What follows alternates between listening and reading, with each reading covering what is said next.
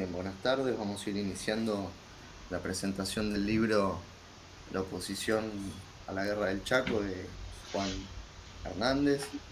Estamos ya con Alejandro Schneider y con Juan conectados y con el resto de los integrantes de la cátedra y también estudiantes de la Universidad de Buenos Aires. Te doy paso a Alejandro para que vayan iniciando las presentaciones. Bueno, gracias. Antes que nada, buenas tardes para todos y todas. Para mí es un sumo placer poder hoy estar haciendo la presentación del libro de Juan Luis Hernández. Juan Luis, un compañero de la cátedra que este año eh, dejó la materia por una cuestión simplemente legal de lo que sería una jubilación, pero que durante años fue uno de los pilares centrales de nuestra materia. Juan es un destacado especialista en historia boliviana contemporánea y en los últimos años ha logrado el máximo título que se puede pedir para un investigador, que es ser doctor en historia, en el caso de nuestra carrera. Y en el caso de Juan, el doctorado se debe fundamentalmente a su extensa y profunda investigación sobre la guerra del Chaco, que es el tema que vamos a conversar hoy a partir del libro que va a comentar, va a presentar de su autoría, responde fundamentalmente a su tesis doctoral. En particular, va a detenerse a conversar sobre la oposición que generó la guerra del Chaco, ¿sí? En la década del 30, quizás empezando un poquito más atrás, desde fines de la década de 1920. Juan no solamente se ha destacado como investigador de ese periodo, sino que también ha hecho enormes trabajos en torno al periodo de la Revolución del 52 y los gobiernos posteriores.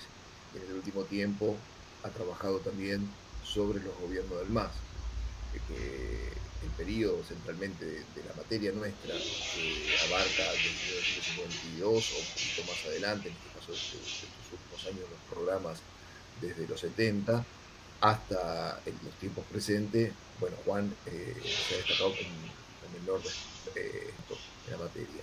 Y de hecho, bueno, también en la misma editorial, Nehuen Mapu ha publicado otros trabajos que también se consiguen.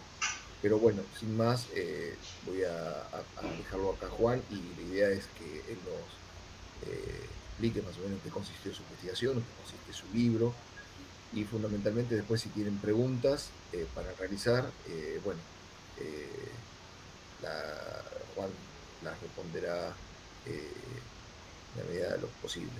Bueno, muchas gracias nuevamente a todos y todas por estar acá, y bueno, Juan, nuevamente bienvenido, y bueno, este es un poco un regreso virtual a la cátedra, a problemas latinoamericanos contemporáneos. Juan. Eh, bueno, eh, muchas gracias por la invitación y por la presentación. Y sí, la verdad que es una alegría poder volver a compartir este espacio con todos ustedes, ¿no? Con los que estuvimos trabajando mucho tiempo. En realidad, prácticamente, digamos que la investigación esta sobre la guerra del Chaco, prácticamente la inicié cuando empezamos con la cátedra en el año, en el año 2004. Y bueno, fue una larga investigación, como son estas investigaciones que hacemos generalmente a pulmón y que se plasmó en el libro, ¿no? Con la colaboración y la ayuda de muchísima gente a lo largo de todos estos 15 o más años que estuve trabajando en este tema. Y por supuesto, dentro de la cátedra, el espacio de la cátedra, para mí fue siempre muy importante en todo lo que tiene que ver para el desarrollo de las investigaciones y la, la especialización en historia latinoamericana contemporánea, particularmente de la región andina.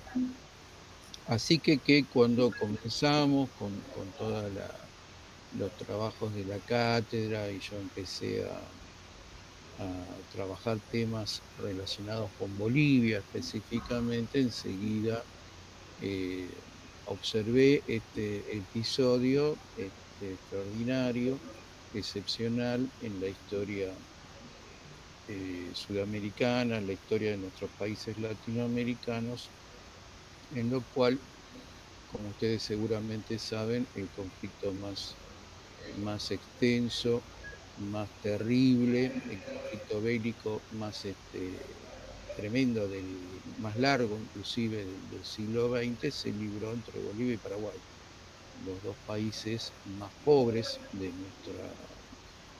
Sudamérica, los más perjudicados en todo lo que eran justamente los procesos de constitución de los territorios nacionales, con pérdidas de territorios significativas de las guerras de fines del siglo XIX, la guerra del Pacífico, la guerra del Paraguay. Y ese conflicto al cual yo me acerqué, como les digo, hace ya unos 15 años y empecé a leer, enseguida observé que era un conflicto que había quedado bastante relegado en el olvido y la consideración, eran pocas las personas que sabían de qué se trataba en aquella época. Y por otro lado, no había dentro de la literatura a la cual uno podía acceder lo que nosotros llamamos la historia social, ¿no? Las preocupaciones de la historia social. Yo empecé a leer sobre la guerra del Chaco como empieza todo el mundo, la mayoría de la gente que se dedica a este tema, leyendo las historias y los manuales militares y las historias nacionales que contaban el desarrollo de la guerra desde el punto de vista historiográfico más tradicional que a ustedes se les pueda ocurrir, ¿no? O sea, los hechos militares, los hechos políticos, los hechos diplomáticos, la disputa, o sea, una historia pensada desde ese lugar, del lugar de las historias nacionales, y cuál era el significado que tenía todo eso dentro de la guerra, dentro de ese contexto, ¿no? Historias, básicamente las historias militares de la guerra, como las de Querejazu Calvo, en el caso de Bolivia, del investigador estadounidense David Zook, que trabajó con las fuentes fundamentales del alto mando militar paraguayo y que por lo tanto construyen historias que si bien son bastante equilibradas en su mirada hacia los dos adversarios, hacia los dos contendientes, cada uno refleja el punto de vista ya sea boliviano o paraguayo. Y en aquellos años había solamente un libro, Quintana Taborga es el autor, eh, que apareció en 1998, que habla desde una perspectiva más social, más política, desde las clases subalternas. Es una historia del servicio militar obligatorio en Bolivia, ¿no? Durante todo el siglo XX. Pero ese libro que se publicó en Bolivia en 1998, yo lo conseguí muchos años después, porque los libros que salen en Bolivia habitualmente son tiradas pequeñas y uno termina consiguiéndolos mucho tiempo después. Así que digamos que cuando yo empecé la investigación era muy poco lo que había, y de este tema específico, que es la oposición popular a la guerra, la actuación de todos los actores que se opusieron, políticos, sociales, que se opusieron a la guerra, prácticamente no había nada, solamente distintos elementos que uno podía encontrar, algunos rastros, algunas huellas, en obras más generales, de historia del movimiento obrero, de historia de las izquierdas o de las corrientes de izquierda, de historias del movimiento campesino, el movimiento indígena en el caso de Bolivia. Recién en los últimos 10 años comienzan a aparecer distintas obras que empiezan a suplir, empiezan a pensar la guerra del Chaco desde otras perspectivas, ¿no? Hay estudios sobre la situación de los prisioneros bolivianos, empiezan a haber estudios más específicos sobre el tema de las mujeres, la situación o la participación de las mujeres durante los años de la guerra, la situación se ha trabajado bastante la situación en la retaguardia de Bolivia, en el caso de las movilizaciones campesinas e indígenas durante el transcurso del conflicto. Se ha avanzado de alguna manera en ese tipo de temáticas. Bueno, entonces el libro que condensa estas investigaciones que yo hice tiene un objetivo concreto, que es el estudio de la oposición a la guerra del Chaco, ¿no? En todo lo que hace a los sectores populares, en lo que hace al movimiento obrero, a las fuerzas de izquierda y al arco intelectual y político de escritores y de ensayistas que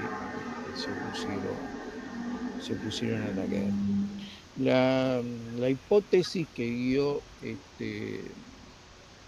este trabajo es que la guerra motivó una oposición justamente en amplios sectores que se fue expresando de distinta manera en un arco temporal del cual ya habló un poco, dijo algunas cosas Alejandro, que yo ubico entre 1928 y 1935. La guerra se libra entre 1932 hasta 1935. ¿Por qué 1928? Porque en diciembre de 1928 hay un acontecimiento que se conoce con el nombre de incidente de Fortín Vanguardia, que es un fortín que tenían Bolivia en el extremo norte del Chaco, que es atacado y destruido por fuerzas paraguayas. Entonces, en represalia, Bolivia ocupa varios fortines paraguayos en la zona del Chaco Central, entre ellos Boquerón, que era de alguna manera el más importante que tenía Paraguay y que protegía los emplazamientos económicos que había en esa zona del Chaco. Esto que estoy diciendo es lo que va a pasar en una escala mayor en 1932, ¿no es cierto? O sea que lo de 1928 es considerado por los especialistas que han estudiado el tema una suerte de ensayo general, porque es más o menos el mismo movimiento, un fortín atacado por Paraguay, una represalia boliviana, pero en este caso, digamos, por obra de los dos presidentes que querían, de Hernando Siles estaba en Paraguay el presidente era José Lugiari, resolvieron aceptar una mediación internacional. El motivo real era que ninguno de los dos contendientes estaba todavía en condiciones de poder hacer una guerra de grandes operaciones bélicas en el territorio chaqueño. El territorio en disputa era muy complejo, lo sigue siendo en la actualidad, que está rodeado por los ríos Paraguay y Pilcomayo, y la parte, digamos, oeste y norte no está delimitado, ¿no? Hay algunos ríos, una zona pantanosa, empiezan los contrafuertes andinos, pero no hay ninguna delimitación física, geográfica clara. Un área de aproximadamente 300.000 kilómetros cuadrados, lo que sería la parte oriental de Paraguay y el sudoeste de Bolivia. Esa es la zona en conflicto. Entonces, la investigación yo tomé como arco temporal 1928-1935. En 1928 como que queda claro que la guerra va a ser un hecho, solamente la mediación internacional logra diferir el enfrentamiento, que empieza en 1932, ¿no? O sea, que es por la posesión de una de una laguna muy importante en el centro del Chaco. Ahí hay un enfrentamiento y comienza esta dinámica en la cual Bolivia ocupa Fortines y Paraguay en esta oportunidad decide recuperarlos por la fuerza, y ahí es donde se origina la batalla de Boquerón en septiembre de 1932, que dura 20 días por la posesión del Fortín, que es cuando empiezan las operaciones en gran escala. Bueno, todo esto sirve como para decir simplemente que en realidad todos estos actores opositores a la guerra que van a hacer su aparición, en realidad tuvieron un cierto tiempo de preparación desde 1928, además de que el conflicto venía en forma larvada desde el siglo XIX, pero digamos, entra en un momento de gran convulsión a partir de 1928. Y bueno, ¿quiénes son entonces estos actores oposicionistas, digamos? Bueno, en primer lugar se anota el movimiento obrero de la época y las corrientes de izquierda, ¿no? Estos son los principales actores políticos, y alrededor de ellos y sociales van a incorporarse una cantidad importante de personalidades, de intelectuales. Y yo el ámbito de trabajo espacial, digamos, sería Argentina, Paraguay y Bolivia. No obstante, la oposición a la guerra tuvo lugar también en otros países, tuvo repercusiones en Sudamérica, fundamentalmente en Uruguay y en Chile, también en Perú en menor escala. Y acá lo que se ve es una situación de intervención, digamos, desigual en Paraguay y en Bolivia y en Paraguay. En Bolivia el movimiento obrero está en esa época en un momento importante de ascenso, especialmente en las grandes ciudades. El anarcosindicalismo tenía instituciones importantes, la FOL de La Paz y la FOT de Oruro, la Federación Obrera de La Paz, la Federación Obrera del Trabajo de Oruro. Y el movimiento obrero boliviano hace una campaña contra la guerra muy importante, que va a tener un pico el 1 de mayo de 1932, que se hacen ya, en ese momento había un clima prebélico importante en los dos países, y el 1 de mayo de 1932 es la oportunidad de, el acto tradicional del 1 de mayo, hay realizados actos en distintas ciudades de Bolivia contra la guerra. Yo rescato particularmente un documento que para mí es muy importante, que es el pronunciamiento de la FOT de Oruro, que se llama su manifiesto, El pueblo de Bolivia amenazado por la guerra, que es uno de los grandes documentos del movimiento obrero boliviano, ¿no? O sea, todo lo que después se estudia, de los distintos documentos que van a aparecer en la historia de los trabajadores de Bolivia, ¿no es cierto? Cuando se habla de las tesis de Puratayo, de los pronunciamientos de la Central Obrera Boliviana, los pronunciamientos de la Federación Minera. Bueno, este es, digamos, por supuesto es anterior, de 1932, pero ahí está condensada una perspectiva clasista, internacionalista, donde llama a confraternizar con los trabajadores paraguayos, que nada los puede separar al pueblo boliviano, del pueblo paraguayo, y con una interpelación muy interesante que está dirigida a las mujeres, al conjunto del pueblo, a los estudiantes, a los campesinos, y discutiendo con las autoridades el tema del patriotismo, ¿no? O sea, qué significa la patria y qué significa entonces en este sentido la guerra con un país vecino. Bueno, esta campaña no logra su objetivo, que es frenar la guerra. Lógicamente la guerra se desarrolla igual, pero hay queda una suerte de no colaboración, de no participación de los líderes sindicales en lo que es el enrolamiento y demás a la guerra. Las corrientes políticas de la época en Paraguay, el movimiento obrero se encontraba en ese momento en una situación muy difícil. Estamos hablando de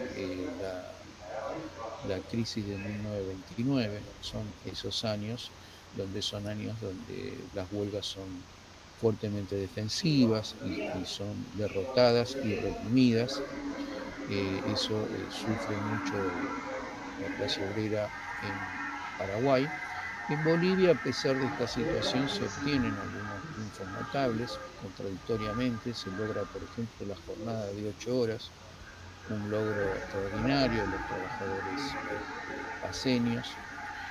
Se logra frenar un proyecto represivo, una ley de defensa social que iba a ser realmente una gran mordaza contra la mayoría de los sectores populares. Eso se logra en enero de 1932, o sea que tenemos esta diferencia en cuanto a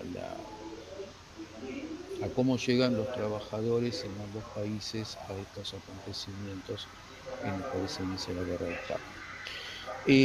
Las corrientes políticas de la época van también a tener planteamientos opositores.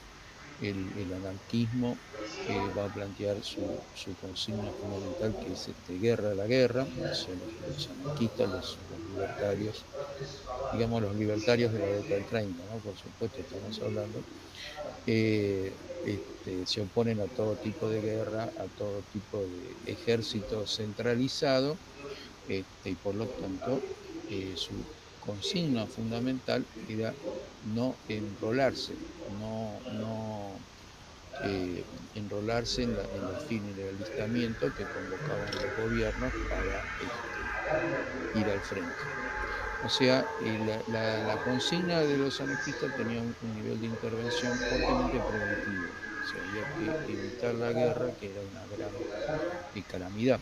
Junto con esto llamaban a boicotear todo esfuerzo militar, ¿no? O sea, estar todo el día con maltrechos al frente, de sabotear la fabricación de armas, o sea, provocar una acción directa.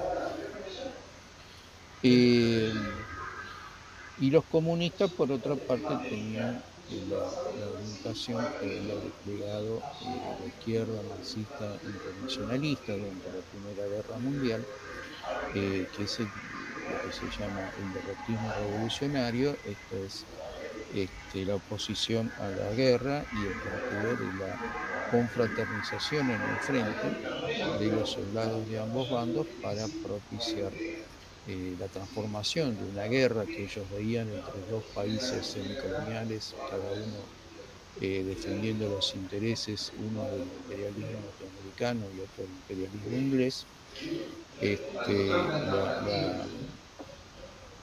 transformarla en una revolución social, en una guerra contra los opresores. Acá está, en el medio de todo esto, hay un tema que se viene discutiendo desde hace muchísimas décadas y seguramente se va a discutir entre quienes se ocupan de estos temas, que son las causas de la guerra del Chaco, el problema de las empresas petroleras, la actuación de los monopolios, la actuación de los terratenientes y empresas forestales que estaban instaladas en el Chaco, en la zona en litigio. Depende de cuáles son las características, o sea, las causales que uno va a establecer con respecto a la guerra, la posición inmediata que va a tomar. Para todas las corrientes de izquierda, esta guerra era una guerra entre grupos capitalistas por quedarse con las riquezas del Chaco, que no pertenecían ni a los paraguayos ni a los bolivianos, ni al pueblo paraguayo ni al pueblo boliviano, sino a los terratenientes que estaban en Paraguay, a las compañías ganaderas, a las empresas petroleras que explotaban el petróleo en Bolivia. Esa un poco era la mirada sobre el conflicto. Y el conflicto, toda esta oposición va a tener una repercusión en el frente de guerra, que es lo que yo trato de estudiar, con una gran cantidad de soldados que han que desertaron, de soldados que se negaron a combatir, una enorme cantidad de prisioneros, especialmente bolivianos.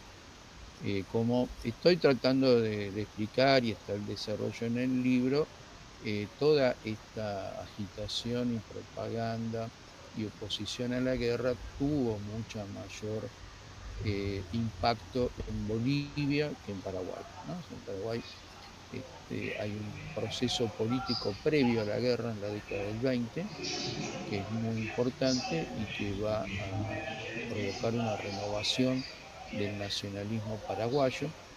Es la época en que se revierte la condena que los liberales habían hecho de Solano López, ¿no? Que lo llegaron a considerar con una ley como traidor a la patria.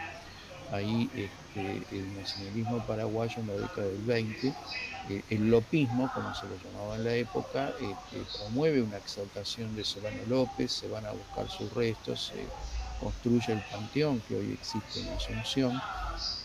Entonces, la guerra en Paraguay encuentra un contexto mucho más propicio para la convocatoria oficial, en tanto y en cuanto estas ideas nacionalistas habían permeado gran parte de la población del país.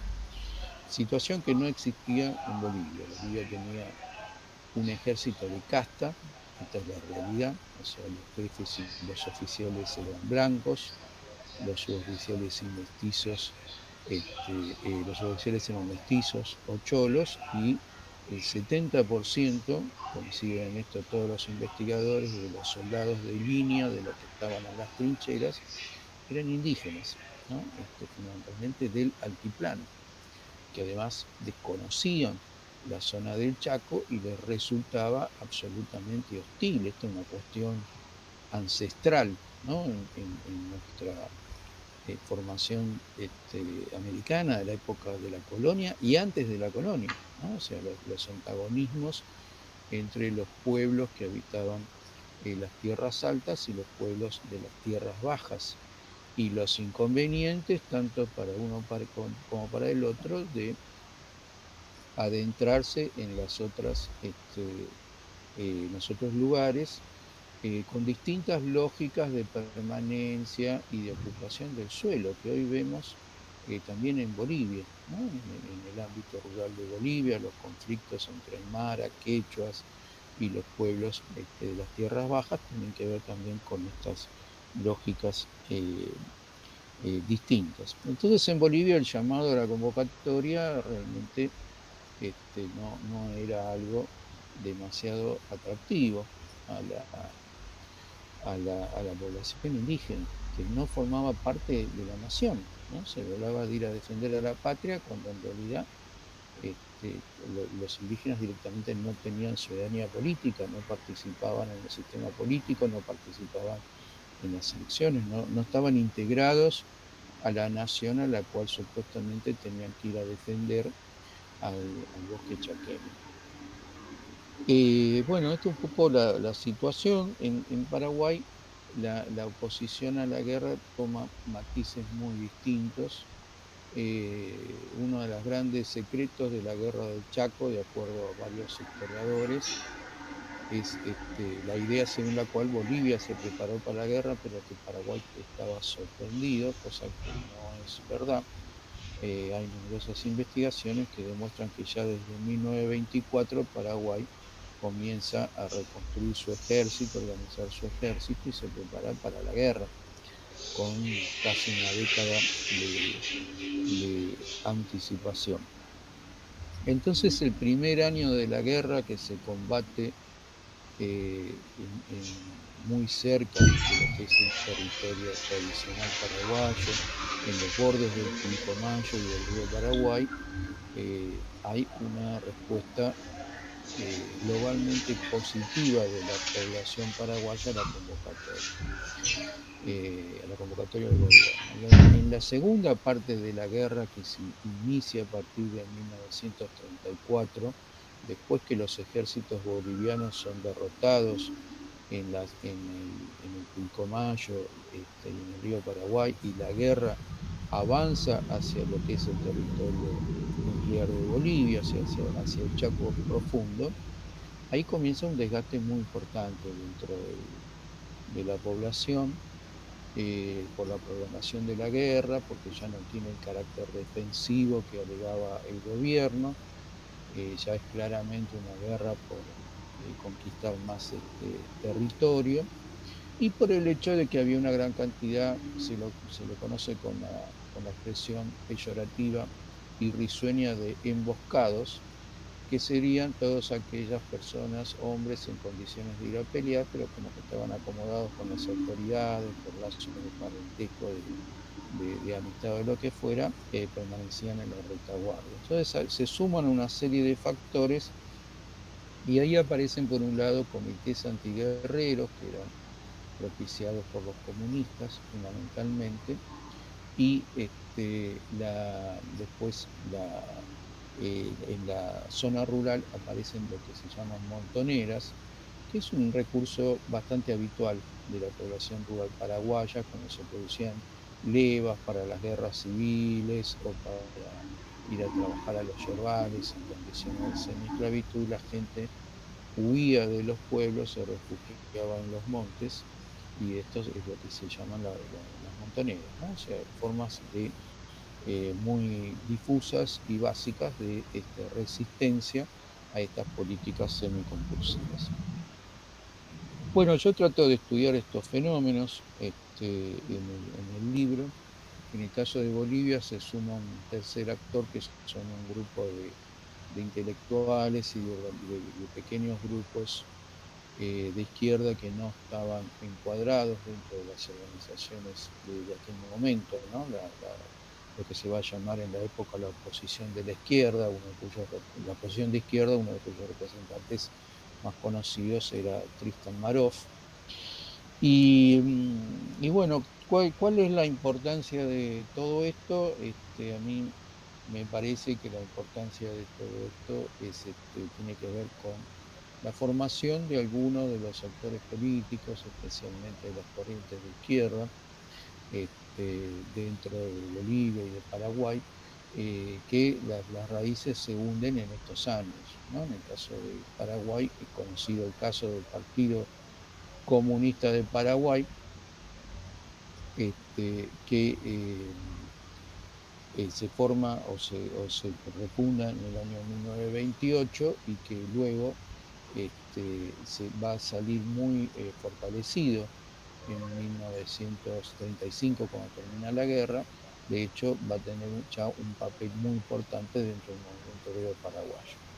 Y en Bolivia también es conocido que en 1935 se forma el Partido Obrero Revolucionario, que es uno de los primeros partidos de izquierda que se forma en Bolivia, en el cual aparece justamente Tristan Marov, Aguirre Gainsbourg y otros dirigentes que jugaron un rol importante en la oposición a la guerra. O sea que en estos años son las raíces de todo lo que va a ser el momento formativo importante del movimiento obrero y de la izquierda, tanto en Bolivia como en Paraguay. Bueno, yo quería finalmente hacer un comentario muy breve sobre las fuentes, que es una cuestión importante para todo investigador, porque en realidad una de las cosas que a mí me motivaron mucho a hacer esta investigación es que yo leía los testimonios de los excombatientes de la guerra del Chaco, tanto bolivianos como paraguayos, y bueno, no aparecían absolutamente nada de todas estas cuestiones, ¿no? O sea, a mí lo que aparecían eran actos heroicos y comportamientos ejemplares, soportando todas las penurias y los desastres y los sufrimientos de la guerra. Actos heroicos y comportamientos ejemplares que efectivamente tuvieron lugar. A mí no se me ocurre negarlo, porque hay una gran cantidad de testimonios y elementos que efectivamente demuestran, ¿no? Que muchos bolivianos y muchos paraguayos lucharon y murieron heroicamente. Pero evidentemente hay una resignificación de todo lo que fue la guerra del Chaco, que se advierte cuando uno toma en cuenta los registros, las fuentes, los libros, los testimonios que quedaron inmediatamente asociados a la época de la contienda. Contrastan vivamente con los testimonios posteriores. La realidad es que después de la Guerra del Chaco fue muy importante para la historia de los dos países. Es considerado en Bolivia el punto de partida del proceso que conduce a la revolución de 1952. Y en Paraguay tenemos un fenómeno muy interesante, que es que inmediatamente después de la guerra estalla una revolución que termina con el orden liberal, que es la revolución de febrero de 1936, ¿no? El movimiento febrerista, que es un movimiento de características nacionales, populares, al estilo de los movimientos de esa naturaleza que existieron en otros países de América. Esta es la otra cuestión que a mí siempre me dio vuelta en la cabeza, ¿no? Porque es un país como Paraguay, que prácticamente se quedó con la mayor parte del territorio en disputa,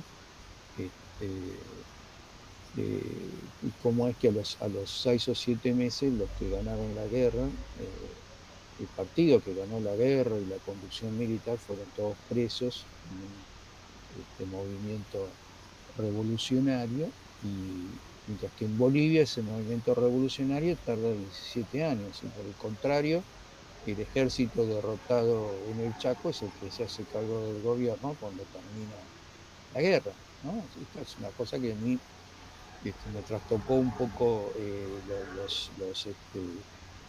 lo que dicen los manuales, ¿no? Que habitualmente el que pierde la guerra o el que lleva la peor parte es el que pierde la paz una vez que termina desde el punto de vista del orden político. Acá esto se habría invertido, la razón, me parece a mí, tiene que ver justamente con estos procesos previos, que en el caso de Paraguay el cuestionamiento del orden liberal era previo en la década del 20 y la guerra solo fue un paréntesis para su derrotamiento. Mientras que Bolivia, como dijo Céspedes, la guerra no produjo una nueva conciencia, sino el desorden propicio para que se pudiera incubar, y ese proceso de incubamiento tardó 17 años. Bueno, entonces les decía que todo esto me llevó a cuestionar las fuentes, a los testimonios orales, en el sentido de mi objeto de investigación. Yo no digo que los testimonios orales no sean de los excombatientes,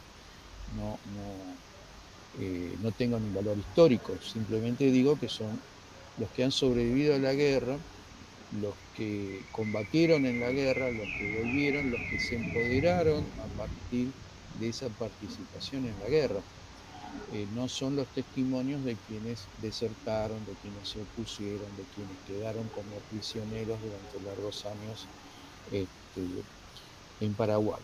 Entonces, bueno, yo trabajo con fuentes y registros escritos vinculados a los años inmediatamente de la posguerra, de la misma guerra o de la posguerra del Chaco, ¿no? Con registros militares. El archivo militar está en el gran cuartel de Miraflores, que es un cuartel muy grande que existe en la ciudad de La Paz.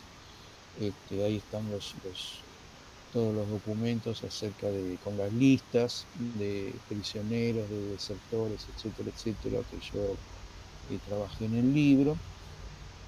Y bueno, con memorias, con literatura ficcional, con testimonios que quedaron de esa época. Bueno, yo iría cerrando con esto. Y como les digo, fue una investigación bastante larga.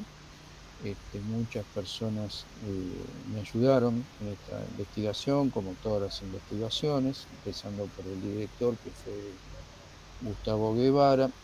Después también Alejandro, que estuvo en el jurado, Ignacio Telesca y Nico Carrera también estuvieron en el jurado, y los aportes fueron realmente muy interesantes para repensar todo esto, y los traté de volcar en el libro. Y bueno, con los compañeros en el taller de poemas de América Latina y en las jornadas que tenemos un espacio con compañeros de Luján y de Rosario, seguimos discutiendo todos estos temas, ¿no?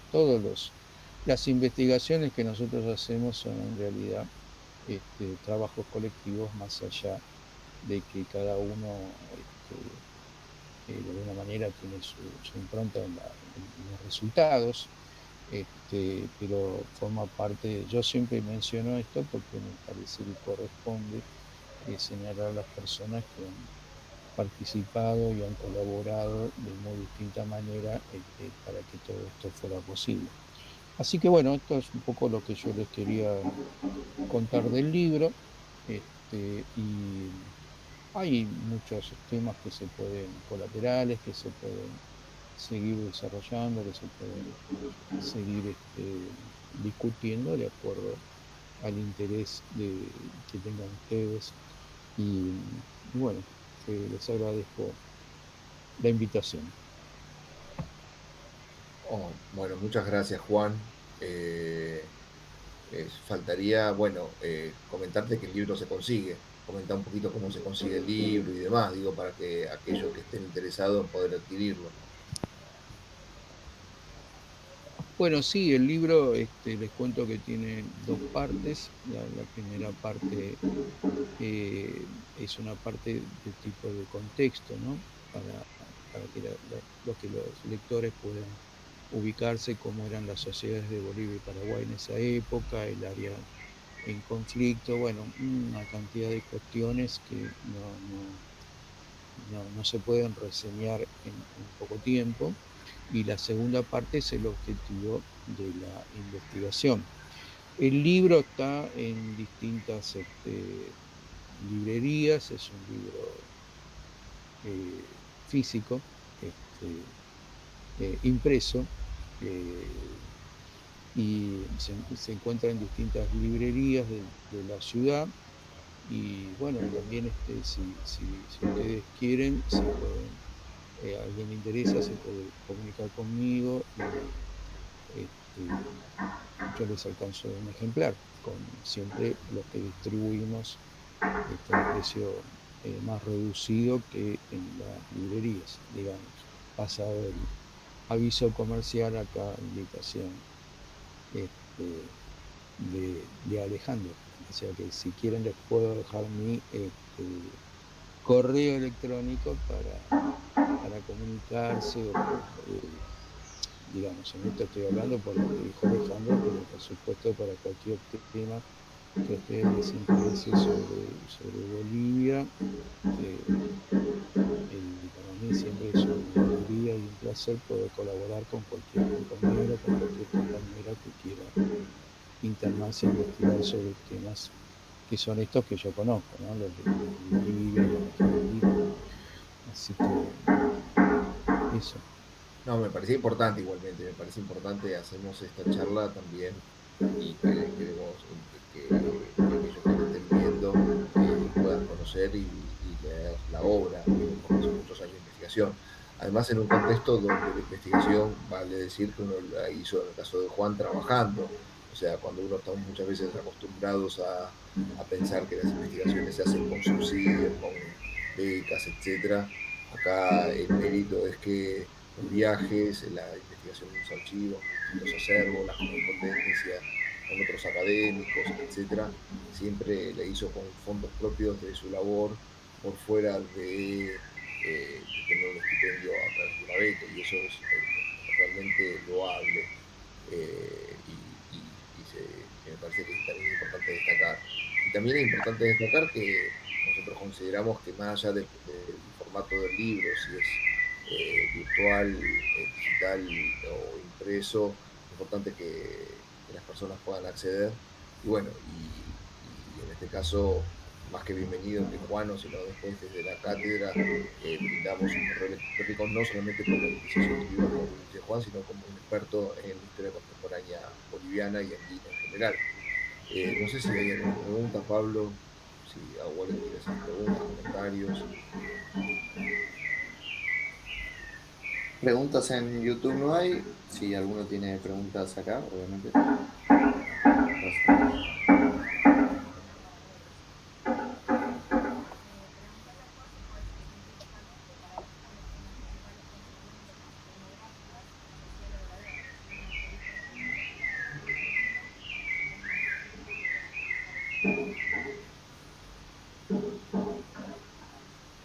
Bueno, las consecuencias demográficas fueron bastante serias, ¿no? El investigador Dunkerley, James Dunkerley, hizo un estudio en ese sentido y él demostró que demográficamente la cantidad de personas muertas en la guerra, que en total fueron aproximadamente 100.000, más de 50.000 en Bolivia y más de 40.000 en Paraguay, era equivalente él estudió en términos demográficos, proporcionalmente a las víctimas de la Primera Guerra Mundial, ¿no? O sea, esos estudios.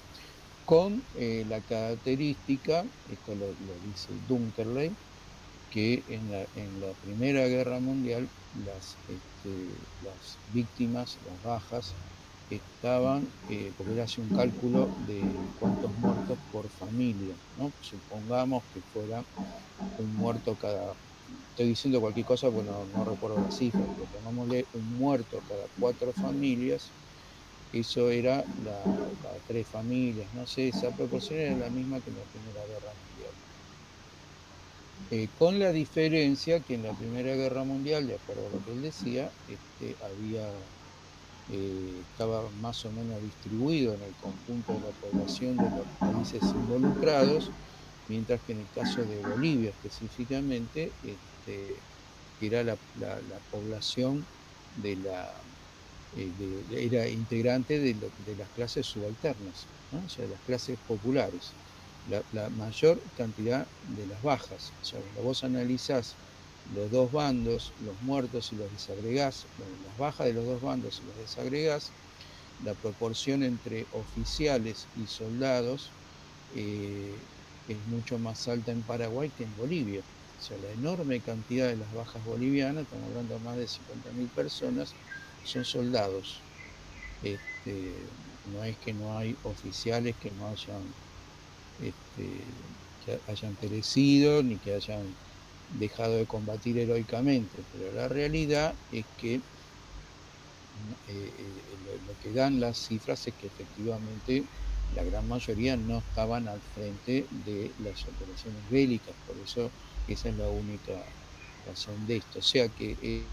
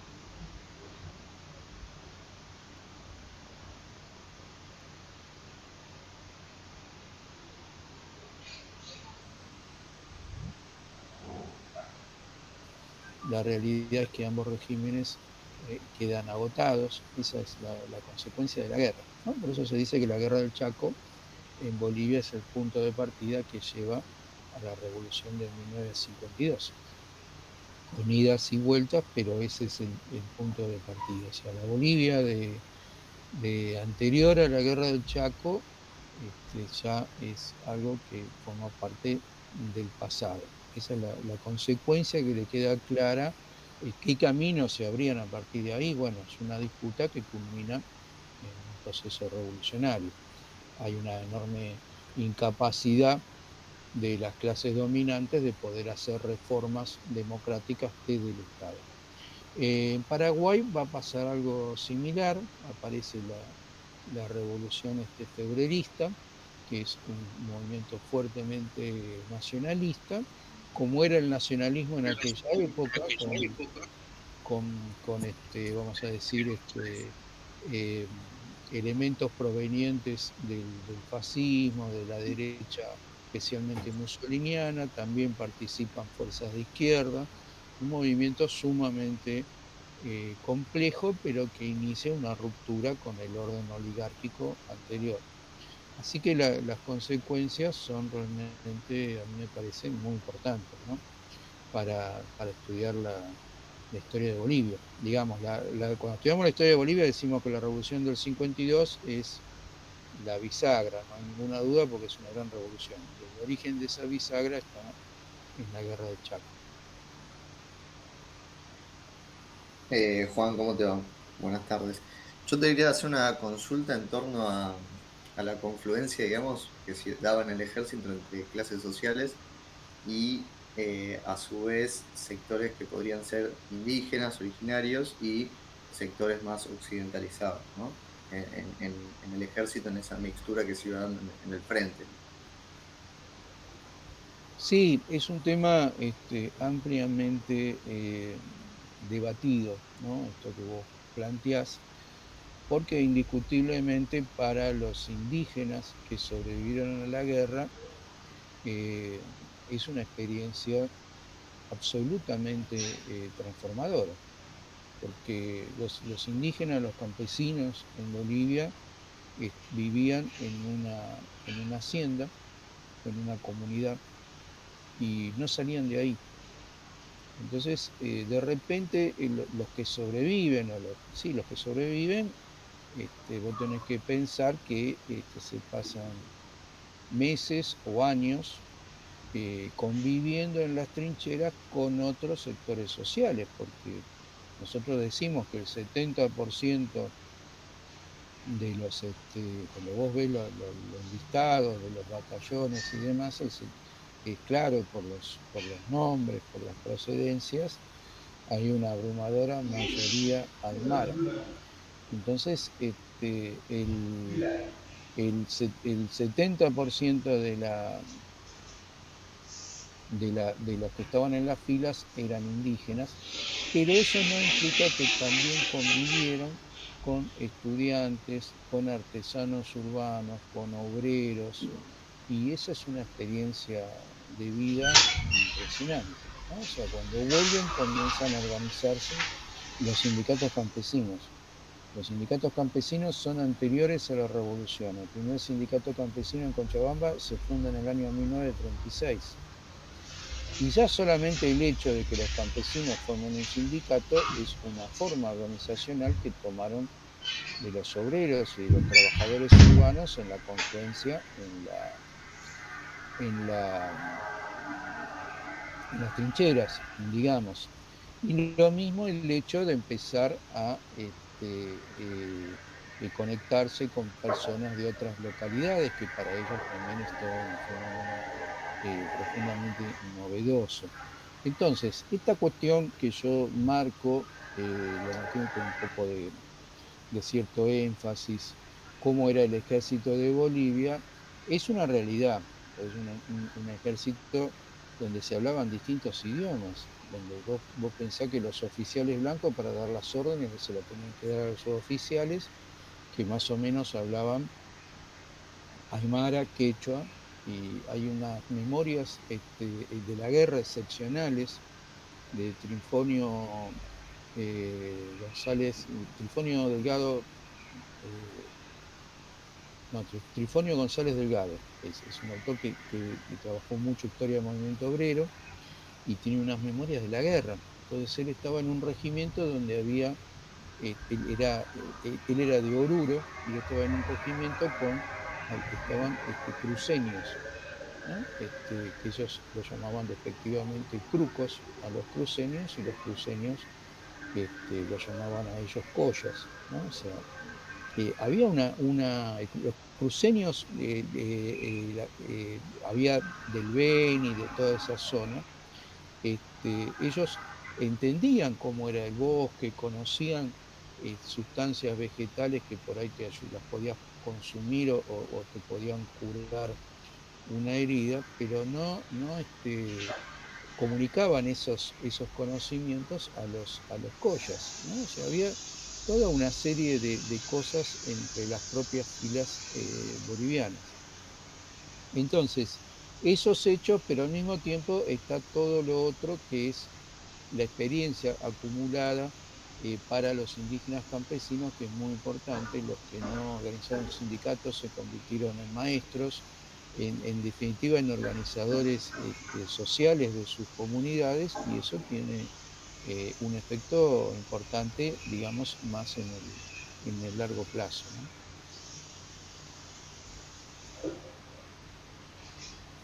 Hola, no sé si se escucha. Juan, te hago Sí, yo una, escucho. sí, te hago una pregunta. Vos hablabas ¿no? de los soldados, de esa leva. Eh, y obviamente hay documentación sobre ellos. Esos relevamientos se trabajaron, digamos, desde, tal vez pensando en los aportes que vos decías a la historia social, trabajar esos relevamientos para dar lugar de procedencia, comunidad campesina, digo, en fin, hay una serie de perspectivas para esa reconstrucción. Hola. Sí, sí, sí, bueno, yo dentro de mis modestas posibilidades trabajé con parte de esos relevamientos que te digo están en el archivo del Ministerio de Defensa de Bolivia, al cual no es muy sencillo acceder. Y bueno, yo trabajé con listados, fundamentalmente lo que aparecen en los listados del ejército son listados de prisioneros y de desertores. Yo trabajé sobre los desertores, tengo una base de datos de aproximadamente, logré construir una base de datos de aproximadamente 2000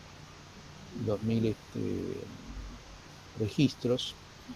Y sí, yo estuve viendo eso que vos decís, la procedencia, las provincias de los distintos distritos, fundamentalmente de lo que yo vi de Oruro, de Potosí, de La Paz. Yo no, lo que no vi en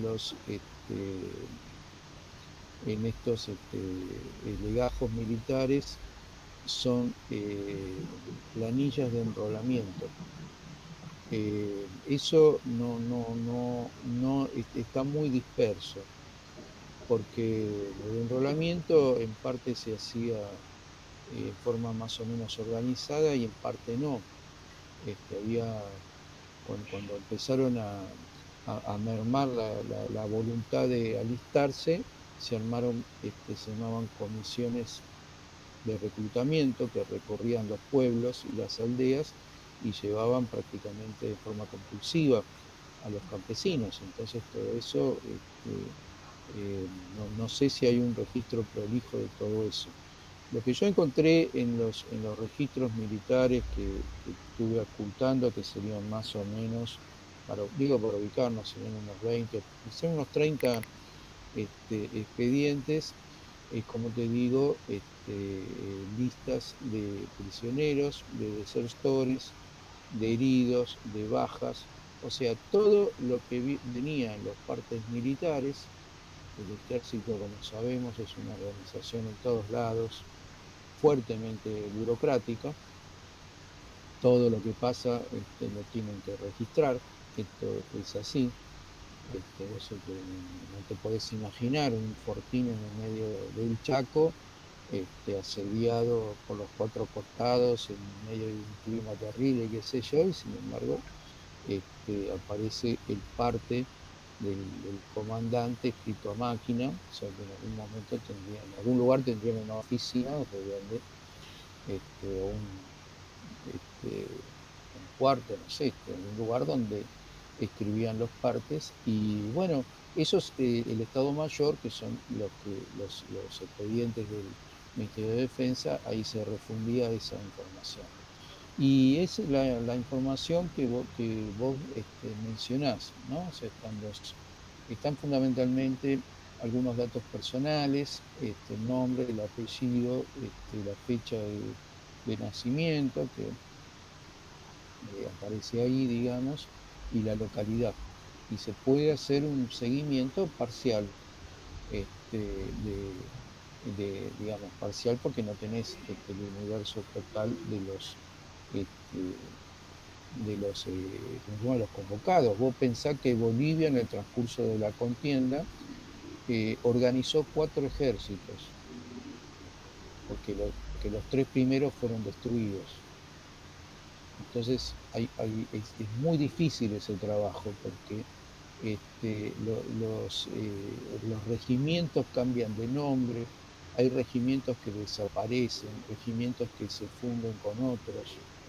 Es muy difícil hacer esa labor de seguimiento porque, digamos, es una organización burocrática que deja constancia de cada cosa que hace, pero está en el medio de una guerra. Entonces, todo eso, prácticamente cada año de la guerra era un ejército que se volvía a reorganizar, no solamente con los altos mandos, sino en toda la estructura hacia abajo del ejército. Pero bueno, en general, como te digo, y los que han estudiado más a fondo el tema, las cifras que más o menos se coincide es que el 70% eran indígenas campesinos. Los partes militares y estos listados, información, vamos a decir, cualitativa, es sobre los soldados y demás, es bastante escasa. Tenés el tema de la edad, que tiene que ver con las clases que estaban convocando a la lucha en cada momento, al alistamiento, y la procedencia, el lugar de origen. Esa es un poco lo que te puedo decir. A veces aparece algún dato que remite a qué se dedicaba el tipo, ¿no? Campesino, agricultor, labrador, en fin, pero no mucho más que eso. Muchas gracias.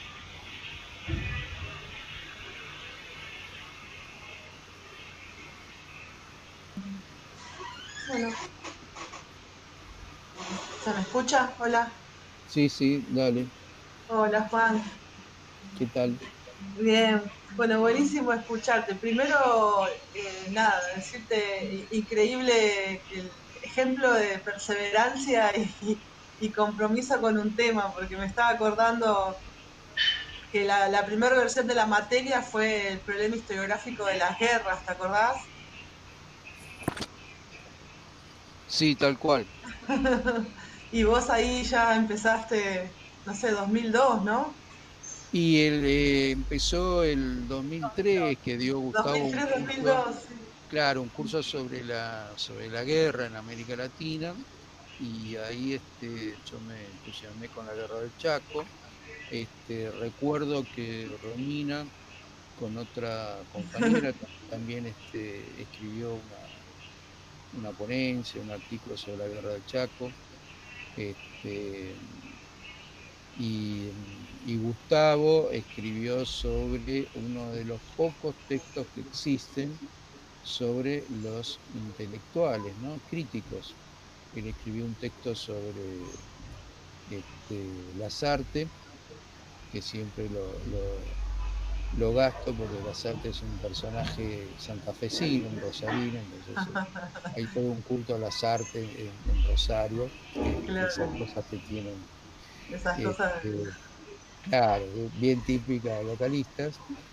Juan Lasarte, Tristan Maroff y un personaje absolutamente desconocido, el cual yo después intenté buscar cosas y no encontré nada, que se llamaba Helio M. Collier, que escribió un libro sobre el Paraguay, cómo había quedado Paraguay después de la guerra, un tipo que trabajaba en la editorial Claridad de la década del 30.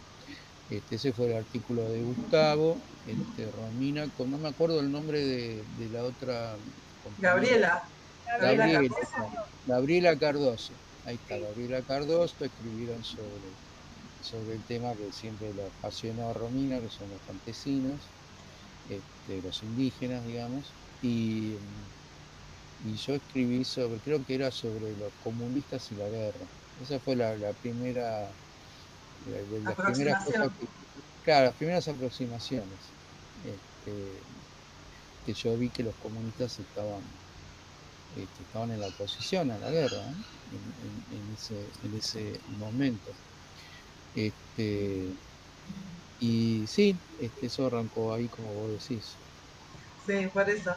Y bueno, un poco en eso que decías, también me llamaba desde, bueno, no conozco mucho más, ¿no? Del tema, más de lo que sé por ustedes, pero me llamó la atención ese rol que estabas contando vos de la oposición intelectual y obrera. Y nada, pensaba si vos, o sea, vos como bien lo explicaste en Bolivia, si bien tardó, después es como que se manifiesta en toda la revolución del 52, todas esas críticas, ¿no? Pero estaba pensando después, la guerra, de esta guerra del Chaco, queda como así un acto, no sé, significativo en la trayectoria de la izquierda, del movimiento obrero, o sea, como que después, no sé, se va resignificando, discutiendo en los distintos momentos, no sé, los 60, no, no sé, estaba pensando después cómo va apareciendo en los distintos momentos de esa trayectoria de izquierda y de intelectuales en Bolivia este problema. No, yo no veo demasiada recuperación del tema. Yo leí una vez en un libro de, de Guillermo Lora que él dice que este manifiesto de la FOT de Oruro es un antecedente de la tesis de Pulacayo, ¿no? O sea que si él dice eso, que estuvo implicado directamente en la elaboración del documento de Pulacayo, evidentemente lo conoce bien y lo tiene que haber estudiado, ¿no? El documento sí, es el del 1 de mayo de 1922. Realmente yo lo reproduzco íntegro en el libro. También lo había reproducido Taboada Terán, el escritor Néstor Taboada Terán, en otro libro. Pero bueno, no hay una recuperación de todo esto. Yo incluso tuve muchas discusiones con colegas anarquistas que estudian el anarquismo en Bolivia, porque ellos sostienen que la posición de los anarquistas en contra de la guerra era una posición idealista muy linda, pero que no tenía ningún correlato en la realidad, lo cual a mí no me parece que sea así. Y bueno, no hay en la izquierda una eh, recuperación de todo esto. Sí están las discusiones en lo que hace a una de las corrientes de la izquierda, que es el trotskismo, que surge en el 35. Entonces ahí el personaje Aguirre Gainsbourg, que es muy importante, era un tipo que se forma en esta cuestión. El grupo de él se definía como un grupo derrotista, ¿no? De izquierda boliviana. Y bueno, después está toda la participación fugaz de Tristan Marov, que después se te va a formar muy rápidamente otra corriente. En el 38 formó un partido socialista obrero, formó otra corriente de izquierda. Pero no, yo no veo una recuperación de todo esto, ¿no? Incluso mi interés por esto es, a veces uno también, como que tengo, yo por lo menos tengo eso de recuperar aquellos personajes que están olvidados, ¿no? Y bueno, eso, pero me parece que tiene que ver, o sea, no es ninguna casualidad que el único lugar, creo que del mundo donde los trotskistas organizan un partido antes que los comunistas en Bolivia, ¿no? Que tenga que ver con toda esta historia, porque el primer partido en el cual participan los comunistas en Bolivia es en 1940, el PIR, digamos, o sea, que tiene que ver un poco con esta historia, con los orígenes, ¿no? Pero más allá de eso, ahora se está haciendo un trabajo muy interesante en Bolivia de varias personas que están trabajando en la historia de la recuperación de todo lo que fue el legado y el aporte de José Antonio Arce, que es un marxista muy importante en la década fundamentalmente del 40, uno de los fundadores del PIR, que después por toda la historia trágica del PIR quedó, vamos a decir, defenestrado en la historia de la izquierda en Bolivia, pero digamos que el tipo ha hecho aportes muy importantes desde el punto de vista incluso del desarrollo de la sociología en Bolivia y demás, ¿no? Así que bueno, se está trabajando en todo lo que es la izquierda en la década del 30 y del 40. Bueno, si no hay ninguna pregunta más, vamos a dejar a Juan y damos nuevamente las gracias por su participación. Y bueno, no sé, después Pablo pones en el correo de Juan después para que se comuniquen con él. Sí, sí, ¿Sí? lo pasamos. Bueno, nuevamente Juan, muchas gracias. Acá gran parte de la cátedra, los compañeros que estamos acá presentes, te queremos agradecer no solamente por el libro, la presentación, sino por todos estos años que estuviste con nosotros. Bueno, sí, la verdad que un gusto estar acá y compartir este momento con todos ustedes. La verdad que bueno, paso del tiempo es implacable y no se hace cargo de nada, entonces bueno,